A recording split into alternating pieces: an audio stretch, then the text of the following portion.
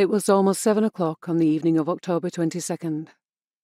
I was sitting in my mum's living room when the doorbell rang, swiftly followed by an assertive knock on the door. I froze. Call it an instinct or a sixth sense, but I didn't want to walk to that door and open it.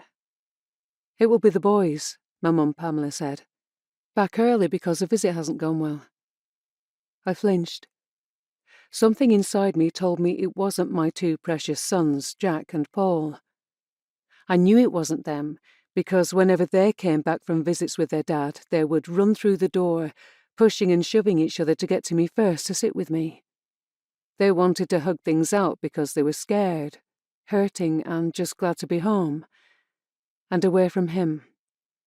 In the lead-up to that knock on the door, I was in the initial stage of looking for a small property for the three of us, after finally leaving my abusive husband. Whenever I talked about it, Jack and Paul would say, "Wherever you are, Mum, is home." Even as I write this, just thinking about those words, another piece of my already shattered heart breaks a little bit more. That morning, I had dropped both Jack and Paul off at school as usual. Jack was first. I hugged him goodbye. "I love you," I smiled. "To infinity and beyond," came my eldest son's instinctive response. Sitting in the car, I watched as Jack made his way into school. Unusually, he turned back twice, something he had never done before, and I gave him a reassuring wave. Next, I drove Paul to his primary school. Before he jumped out of the car, he hugged me tightly. As he dashed through the playground, I called, "I love you." Just like his big brother, Paul looked back and said, "To infinity and beyond."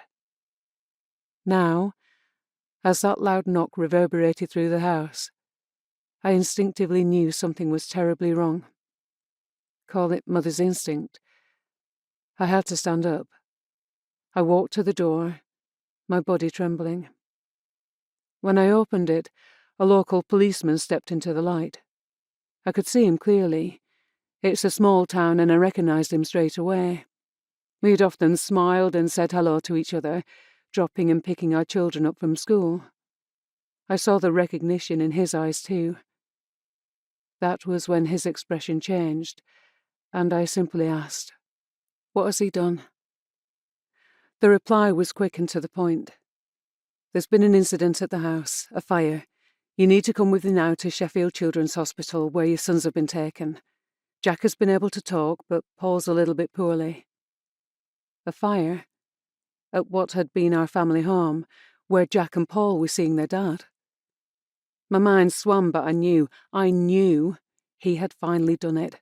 Something so terrible, so evil, nothing would or could ever be the same again. He had harmed my boys. Within a minute, we were in the car. My mum was next to me. As we hurtled round every corner, overtaking everything on the road, and being driven through red lights, 4 thoughts occurred to me. Why did I say to the officers to inform the Central Police Control Room when we went through speed cameras? Why didn't I do what my brain was telling me to do, and that was to scream every time my mum said, "It doesn't sound good for our Paul, does it?" I couldn't bear to even consider what poorly could really mean. And Jack was talking, but did that mean he was okay? Nobody knew, or at least, nobody was telling me.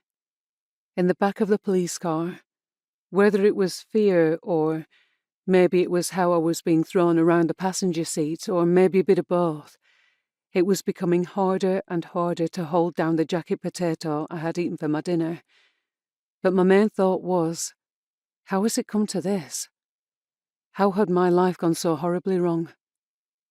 But to make sense of it all, I have to take you back to the beginning.